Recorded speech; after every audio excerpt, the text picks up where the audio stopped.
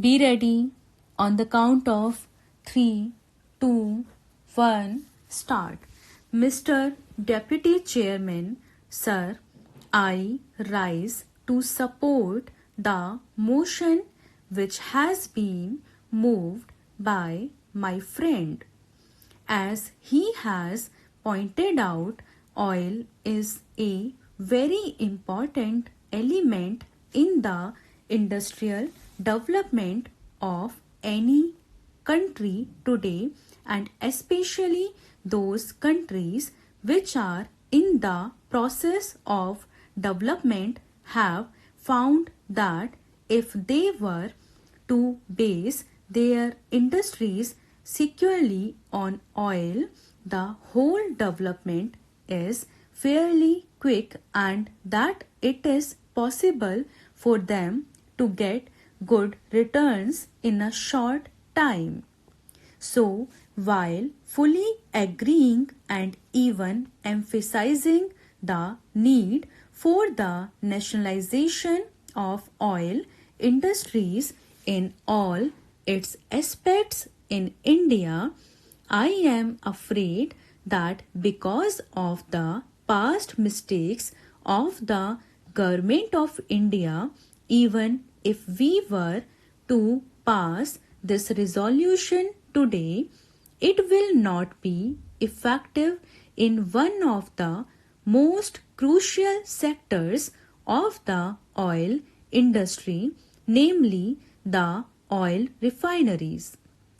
When agreements were entered into by the government of India with the oil refineries, many of us pointed out that these were iniquitous agreements and they will work against the interest of this country.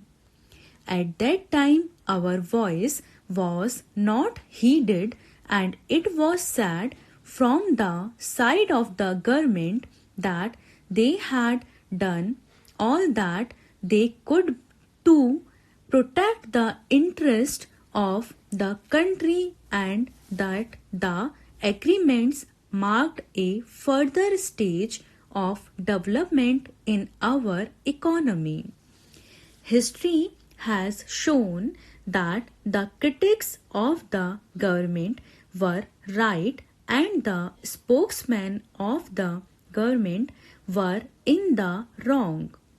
We know that the present minister in charge of oil is very anxious to see that the oil industry develops as fast as possible in the public sector, and he is doing all he can to see that the industry is so developed. He is also trying to see that the profits that are being earned by the distributing companies as well as by the refining companies are brought to some reasonable level.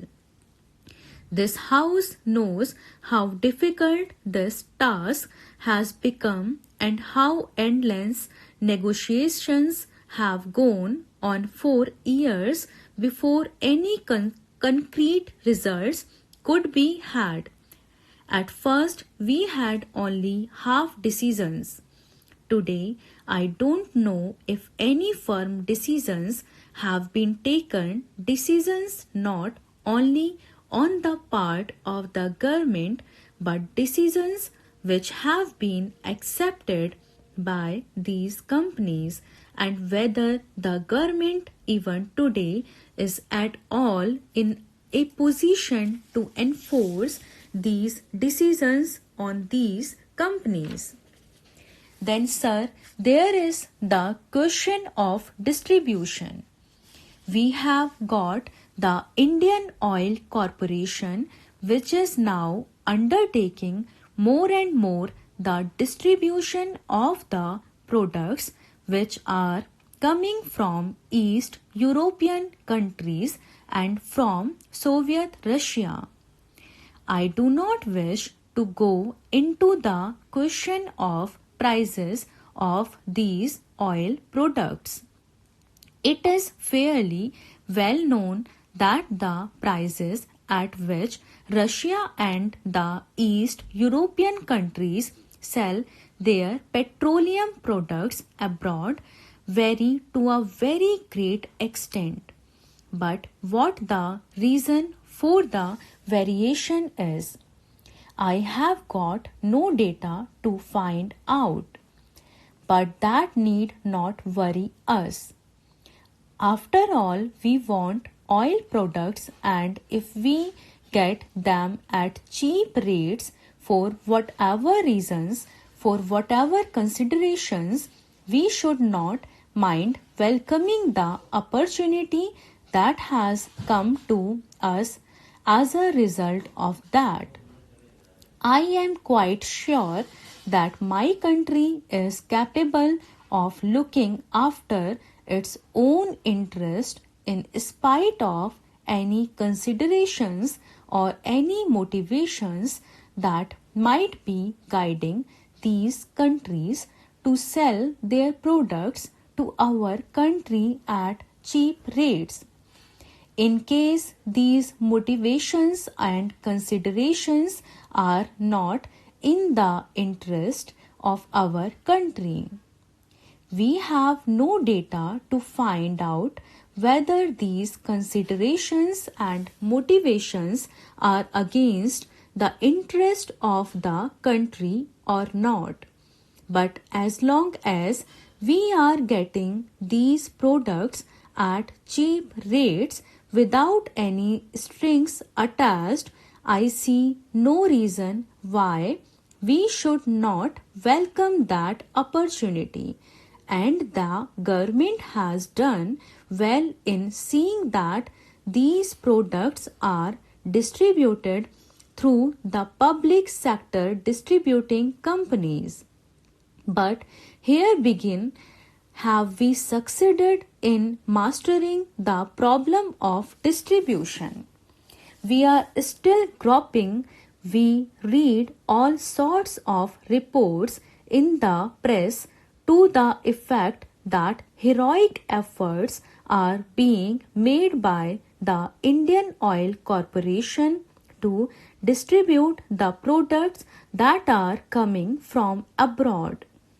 I live in Mumbai and hear rumors that when these products are received from abroad, the India Oil Corporation has many times been found to be unprepared for receiving these products, and they have often to be stored in the storage capacity of the very foreign companies against which we are raising our voice today. Here again is a story state of affairs.